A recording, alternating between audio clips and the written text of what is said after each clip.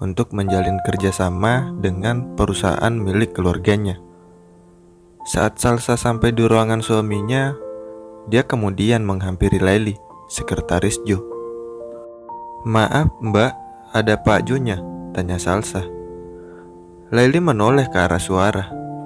Laili tersenyum pada Salsa. "Oh, ibu, kenapa masuk aja bu langsung? Pak Jo sering bilang ke saya kalau ada istri beliau disuruh aja langsung masuk ke dalam. Tapi sekarang ini Pak Jo ada di ruangannya Pak Derby, lagi menunggu klien," ujar Laili panjang lebar. Salsa menganggukkan kepalanya dan dia tersenyum. "Ya udah, saya masuk dulu ya. Terima kasih," ujarnya langsung masuk ke dalam ruangan Jo.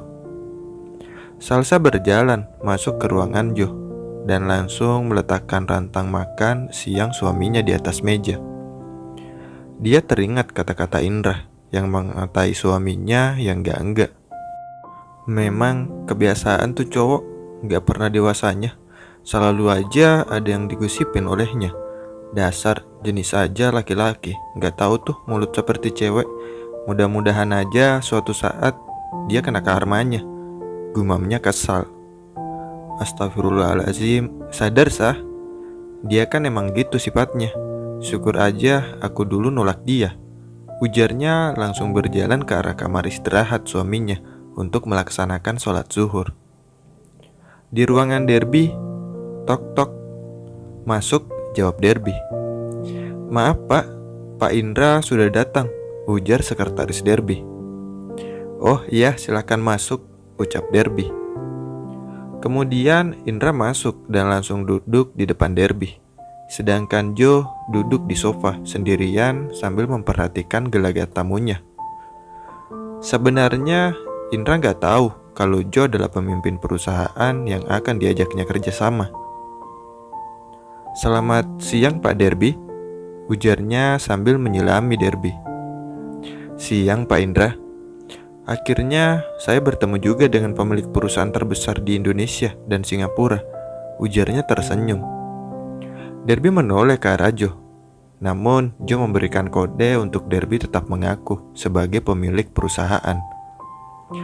"Oh iya Pak Indra, saya juga senang bertemu Anda. Gimana nih Pak pengajuan perusahaan saya untuk kerjasamanya?" ucapnya. "Kerjasama? Kenapa saya tidak dikasih tahu?" tanya Jo. Indra dan Derby menoleh ke arah Jo. Jo memang sengaja berkata seperti itu, padahal dia sudah dikasih tahu dengan Derby perihal pengajuan kerjasama dengan perusahaan keluarga Indra. "Maaf ya Pak, Anda siapa? Saya kan bicara sama CEO perusahaan ini. Buat apa saya ngomong dengan Anda?" ujarnya santai berbicara dengan Jo. "Matilah kau Indra. Yang kau ajak ngomong itu adalah CEO-nya," gumam Derby dalam hati sambil menepuk jidatnya sendiri. Jo tertawa mendengar penjelasan Indra. "Oh, begitu. Maaf kalau saya lancang Pak Indra. Silakan dilanjutkan lagi bicaranya," ujar Jo sambil menganggukkan kepalanya. Indra kemudian menoleh ke arah Derby. "Siapa sih orang itu Pak? Ganggu aja." Derby memandang Jo dan Jo tersenyum menyuruh Derby tetap tenang dan tetap sebagai CEO dari perusahaan tersebut. "Oh, dia adalah asisten saya. Dia yang selalu mengerjakan tugas proposal dan pengecekannya. Tadi saya lupa ngasih tahu dia, makanya dia bertanya seperti itu tadi," ujar Derby menjelaskan. "Makanya Pak, cari asisten itu jangan seperti dia. Carilah yang berpendidikan dan sopan. Jangan asal ngomong aja di saat atasannya lagi berbicara," ujarnya. "Songong nih bos, baru jadi bos kali ya," gumam Derby dalam hati gregetan. "Baiklah Pak Indra, nanti akan saya pelajari tentang kerjasama kita," ujar Derby biar Indra cepat-cepat pergi dari hadapannya. "Oke Pak, kalau begitu, tapi saya mau tanya nih." "Tanya apa ya?" "Bapak kenal dengan Salsa?" Derby terkejut mendengar kata Salsa. Dia langsung menoleh ke arah Jo. Jo langsung hendak berdiri mendengar nama istrinya disebut.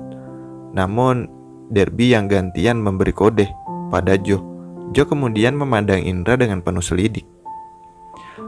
"Maaf sebelumnya, dari mana tahu nama Salsa?" tanya Derby. "Tadi saya ketemu di bawah, katanya mau ngantar makanan siang buat suaminya." Yang mau saya tanya, siapa suaminya Salsa? "Memang ada apa dengan suaminya Salsa?" Derby balik bertanya. "Salsa adalah teman sekolah saya dulu, dan dia adalah orang yang paling saya suka. Saya dulu pernah nembak dia, tapi Dewi Fortuna gak berpihak pada saya. Dia menolak saya," ujarnya tersenyum. "Rasain kamu, bergaya sih hidup. Jadi ditolak kan sama biniku," ujar Jo dalam hatinya. "Terus kenapa Bapak bertanya tentang suaminya?" tanya Derby sambil melirik Jo yang sedang memandangi Indra. "Ya, saya ingin tahu aja, setampan dan sekaya apa sih suaminya sampai Salsa mau menikah dengannya. Padahal kan saya kurang apa coba, perusahaan ada, tampang juga oke," ujarnya merasa bangga. "Kaya, tampan, red," ujarnya sambil mencibir. "Sekarang kan sudah tahu nih, Salsa sudah menikah. Kenapa ditanya lagi?" "Iya sih sudah tahu, tapi Salsa tetap jadi yang terindah di hati saya, Pak," ujarnya sambil tersenyum. Mendengar itu, Jo angkat bicara. "Hei, Pak Indra yang terhormat, dosa loh masih mengagumi istri orang," ujarnya setengah emosi. Indra menoleh ke arah Jo. "Kenapa Anda yang marah?" "Jelas dia marah Pak Indra karena dia adalah suami Salsa." Hahaha, Indra tertawa mendengar penjelasan Derby. "Jadi kamu suami Salsa? Kasihan banget Salsa. Ganteng sih, tapi sayang cuman sebagai jongosnya Pak CEO," ujarnya tertawa. "Ya udah Pak, kalau gitu nanti kabarin aja ya kalau disetujui. Permisi," ujarnya masih tertawa. Derby yang melihat amarah pada mata Jo langsung mendekati Jo. "Sabar bro, kita lihat nanti pertemuan kedua. Redahkan amarahmu," ujar Derby karena melihat bosnya sangat marah. Maksudnya emosi aku," ujarnya. Derby yang mendengar perkataan Jo langsung tertawa lepas. "Makanya sabar, sampai nyebut emosi aja salah-salah," ujarnya tertawa. "Ya udah, temui di sana Salsa di ruanganmu. Mungkin dia sudah lama menunggu," ujar Derby sambil tersenyum melihat bosnya yang lagi terbakar api cemburu dan amarahnya. Jo kemudian berjalan keluar dan meninggalkan ruangan Derby dan menuju ruangannya. Sambil membuka pintu ruangannya, Jo mengucapkan salam. "Assalamualaikum sayang," ucapnya. Salsa yang sedang mengaji sambil menunggu suaminya menoleh ke arah pintu. Dia tersenyum pada sang suami. "Waalaikumsalam mas, udah ketemu kliennya?" tanyanya sambil meraih tangan suaminya dan menciumnya. Dia langsung memeluknya. Begitu juga Jo langsung mencium kening istrinya dengan penuh kasih sayang dan cinta. "Udah sayang, kliennya brengsek, bentar lagi gila tuh klien," ujarnya kesal sambil merangkul istrinya mengajaknya duduk kembali. "Siapa sih namanya?" Si Indra."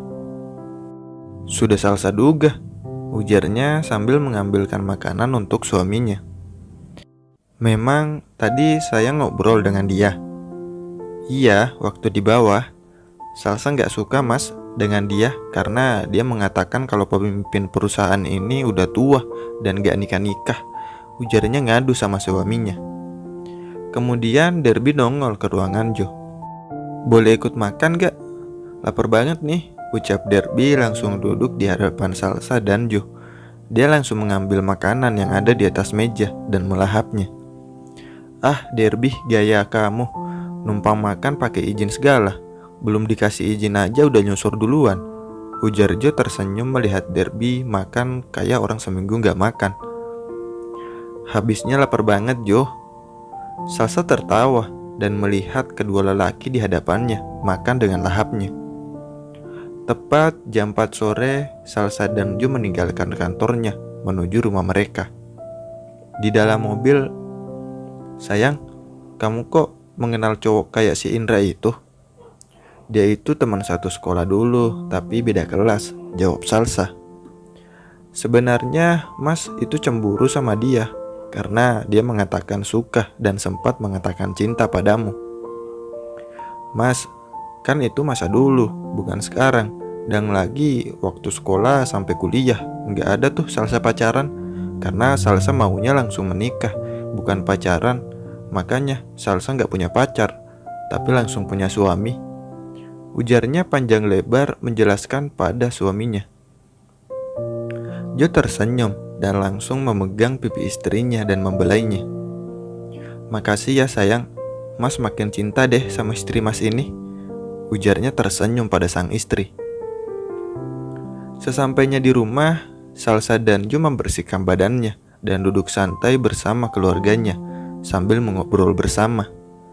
Tak seberapa lama terdengar azan maghrib berkumandang. Mereka kemudian bergegas mengambil air wudhu dan melaksanakan sholat maghrib bersama. Keesokan harinya seperti biasa, mereka sarapan pagi bersama. Dan Nita memecah keheningan makan mereka. Mbak, hari ini adalah pengumuman kelulusan Nita. Salsa menoleh ke arah Nita dan tersenyum. Iya sayang, kalau sudah dapat kabarnya langsung kasih tahu Mbak ya. Jangan mbakmu aja yang dikasih tahu, abang juga, ujar Jo. Mama, papa juga, sambung Anton. Nita tersenyum melihat mereka. Nanti kalau sudah ada kabarnya, Nita nggak pulang dan nggak kasih tahu, tunggu semua kumpul aja, ujarnya sambil tersenyum. Mendengar ketenaran Nita, semua tertawa. Sayang, semoga kamu lulus hari ini, sambung Susi. Makasih ya mah, ucapnya. Kalau sudah lulus, mau kuliah di mana? Sambung Jo. Rasanya Nita nggak mau kuliah bang. Semua menoleh pada Nita. Enggak, adik abang harus kuliah, ujarnya penuh penekanan. Bagaimanapun selagi abang mampu, kamu harus lanjut kuliah. Lanjut dibalas anggukan oleh semuanya, kecuali Salsa. Mungkin kata Nita nggak mau itu mas, karena takut merepotkan keluarga yang sudah sayang dengan dia dan menganggap anak sendiri, ujar Salsa memandang kepada adiknya. Iya bang, benar apa kata Mbak Salsa. Adikku sayang, yang cantik, yang imut dan manja lebih dari segalanya, yang pintar. Kalau kata abang harus kuliah, tetap kuliah, jangan dipikirin macam-macam. Kamu adalah adik abang dan Mbak Salsa serta adiknya Kak Meli, ujar Jo. Anaknya papa, mama juga dong, ujar Susi. Nita tersenyum dan mengangguk mendengar ucapan Jo, dan mendapatkan senyuman dan anggukan dari orang yang menyayanginya sepenuh hati. Selesai sarapan pagi, seperti biasa, Salsa mengantar suaminya sampai di depan pintu rumahnya. Seperti biasa, Jo dan Salsa selalu melakukan kebiasaannya, yang cium tangan, cium kening, dan Jo juga tidak lupa cium perut Salsa dan berpapasan pada calon bayinya. Salsa melambaikan tangannya dan memandangi kepergian suaminya sampai hilang di tikungan jalan rumahnya. Kemudian Nita ada di belakang dan pamit pada Salsa berangkat ke sekolah. Salsa masuk ke dalam rumahnya dan bergabung dengan kedua mertuanya sambil menonton acara TV. Di kantor Jo kemudian menanyakan dengan Laili tentang hadir apa tidaknya si Gatot hari ini. Laili, apakah si Gatot masuk? Enggak pak, kemarin saya coba hubunginya lewat istrinya, ternyata dia sudah tidak bersama istrinya lagi. Dan saya dikasih nomor telepon orang tuanya, dan saya telepon lagi, tapi ternyata Pak Gatot tidak pernah pulang ke rumah orang tuanya, ujar Laili panjang lebar menjelaskan pada bosnya. Bersambung, terima kasih banyak telah mendengarkan sumber artikel ya. Dan kalian jangan lupa tekan tombol subscribe dan aktifkan lonceng notifikasinya. Dan jangan lupa juga kalian bisa like video ini dan berikan komentar sebanyak-banyaknya ya. Semoga mencapai 100 komentar lah. Tunggu episode selanjutnya. Bye bye. See you.